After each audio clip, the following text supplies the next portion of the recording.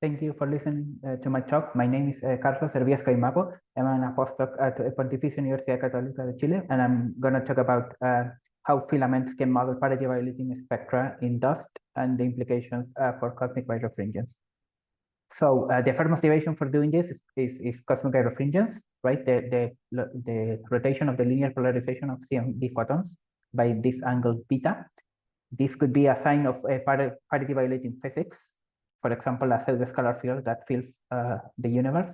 So this field couples to electromagnetism, which in practice makes the photons to rotate in the linear polarization of the photons to rotate.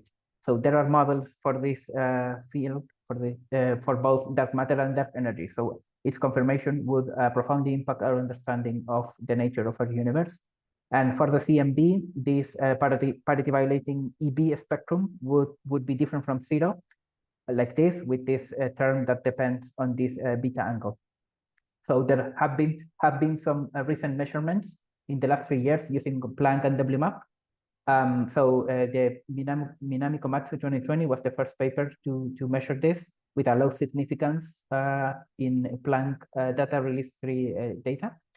And then subsequent papers have refined this measurement using more data and refined methods. So all these methods exploit foregrounds to disentangle between the rotation from beta and rotation from instrumental from the instrumental polarization angle. So all of this is complicated by the presence of galactic foregrounds and an intrinsic non-zero parity-violating spectrum from foregrounds must be accounted for if they are present. So a lot more work is needed to try to understand their impact. The second motivation is galactic dust. So try to understand its millimeter emission. So galactic dust is the main polarized foreground for CMB above 70 GHz. Planck measured its properties. So here we can see, for example, the power spectra of dust at 353 GHz.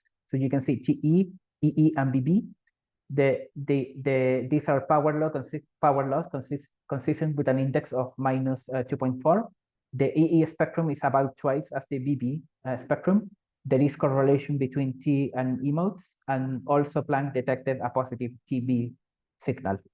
So with my work, I try to model these features and characterize their impact on the CMB cosmology. The Huffenberger et al. 2020 pointed out that filaments can quantitatively model these properties by invoking a small degree of magnetic misalignment. So this is a misalignment between the magnetic field here in blue and the filament in red. So based on this idea, the following paper, Hervías-Caimapo and Huffenberger 2022, builds a full sky model based on this idea of filaments. And this model can reproduce these Planck observed features, as well as adding non-Gaussian features and frequency. You can also model frequency decorrelation, as shown here in this power spectra plot. So the idea is that you put millions of filaments in a cubic volume, and then you integrate along in line of sight in every direction with the observer at the center. And that way you can create full sky GQU maps as shown here. So you can see here our model, a full sky temperature model, and then here you can see the small scale details by the filaments in T, Q, and U. So filaments also can explain a non-zero EB, a non-zero TB signal. So an asymmetry in the filament handedness can produce this parity-violating spectra.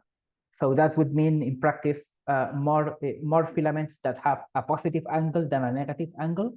So this angle here, psi, corresponds to the angle between the filament and the magnetic field projected into the plane of the sky. So galactic neutral hydrogen is correlated to dust, and they clearly trace a filament structure. So aided by this tomography, this line of sight tomography that you can get from neutral hydrogen 21 centimeter observations, combining them with Planck, you can in practice measure this misalignment angle. So this has been done by a couple of papers.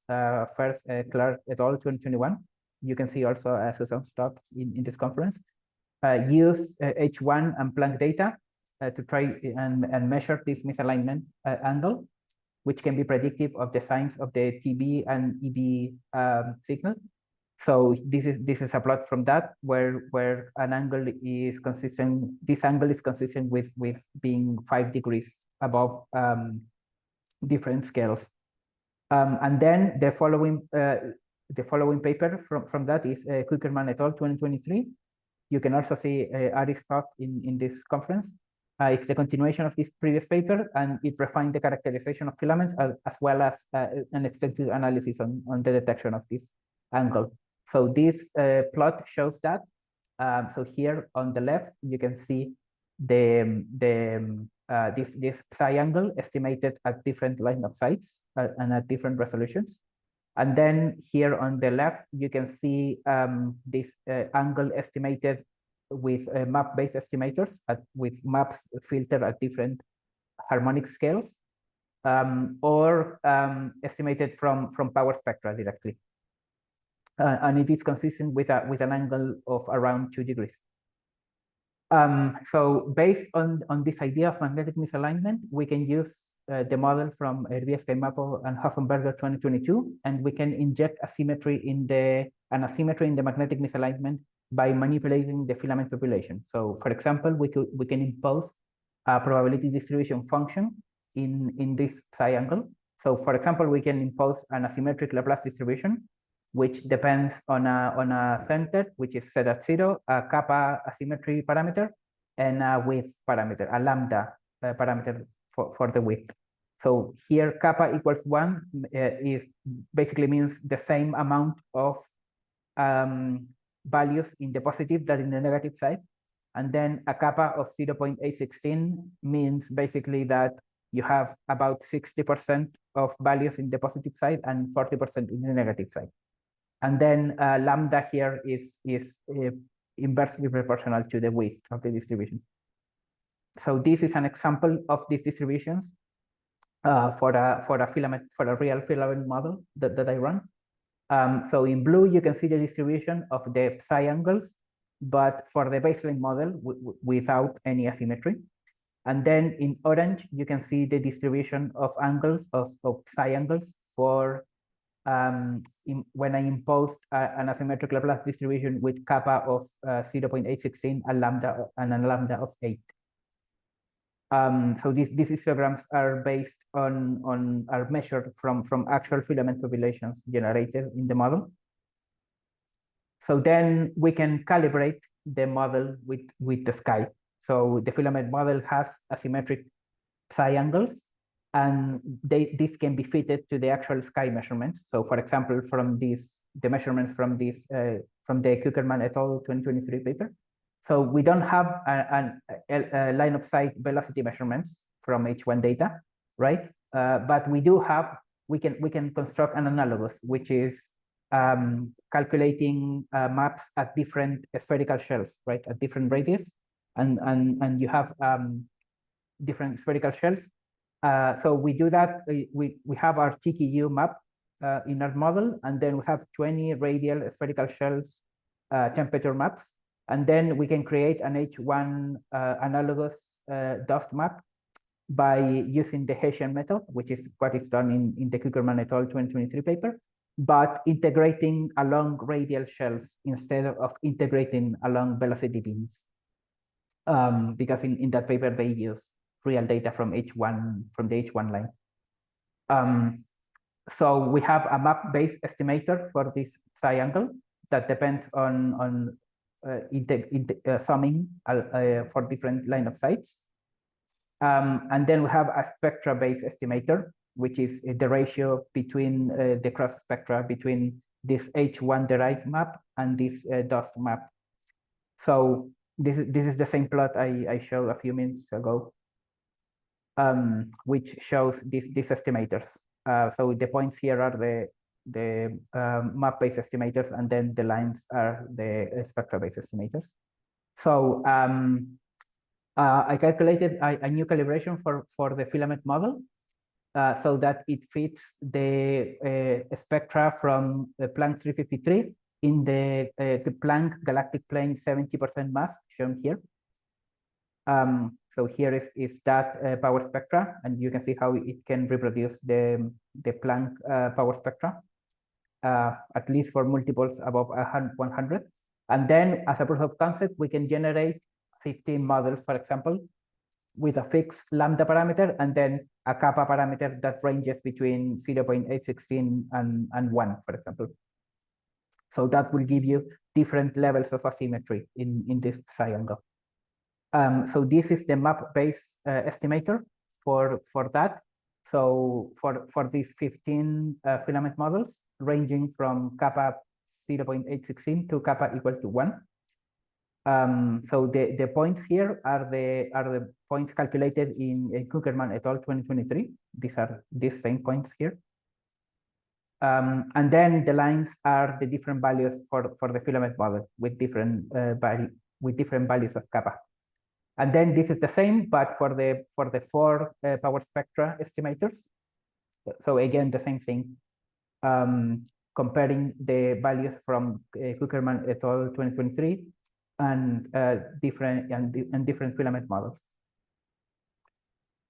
So we can define a likelihood. We can define a likelihood where we have the estimator from the real data from Kuckerman et al. 2023. We have here the estimator from the model that depends on a different kappa parameter, and then we have the covariance here, so this covariance is calculated empirically from the simulations done in Kuckerman et al. 2023. So those are the used to calculate these error bars, basically. So then we define this likelihood and we calculate a posterior probability using the map-based estimator plus the 4 power spectra based estimators in 5 bins between multiple 200 and 700. So the best fit model has a kappa of 0.869 with a chi-square of 66 for 25 data points. So that's not it's a high reduced chi-square because some of these estimators don't really agree with each other. So this is the power spectra of this best fit filament model. So I say best fit here in quotes because this is not really a fitting. I'm just trying fixed values, and then just seeing which one makes the best fit. But it's not a proper fit. So that's why I say this. So this is the power spectra. You can see that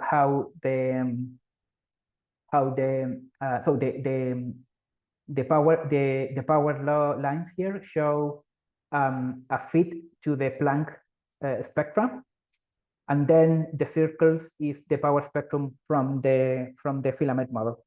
So you can see that the TE, EE, and BB spectrum are reproduced, and then we also have a prediction for EB for how the EB should look like, which is about 3 microkelvin square or so. So you can compare this to the 2.5 microkelvin square that is quoted in Clark et al. 2021. However, all of this obviously applies when you are assuming that 100% of the dust emission, as seen by Planck, originates in filaments. So what are the implications for cosmic birefringence? So by having a somewhat realistic realization of a galactic thermal dust that includes non-zero EB, we can use it to model this triangle in cosmic birefringence measurements. So for example, in Eskild and Komatsu 2022, this Psi-L paper is modeled by assuming a filament magnetic misalignment, and that is measured from the 353 GHz observations. So you can also, for example, measure this angle directly from this best filament model that I just showed. So this is a measurement of that. This is an MCMC of concentrated fringes using Planck HFI in the 62% mask. And you can see this measurement here and how it increases for if you use this model that has a positive EB.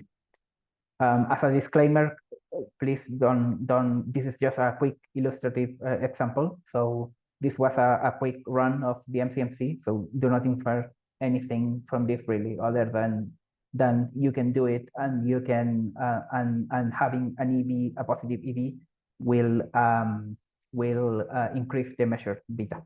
So another use for this kind of models is to build simulations that will include an EB different from 0 for dust and forecasting for fitted experiments like Simon's Observatory, like BERT, CMBS4, etc.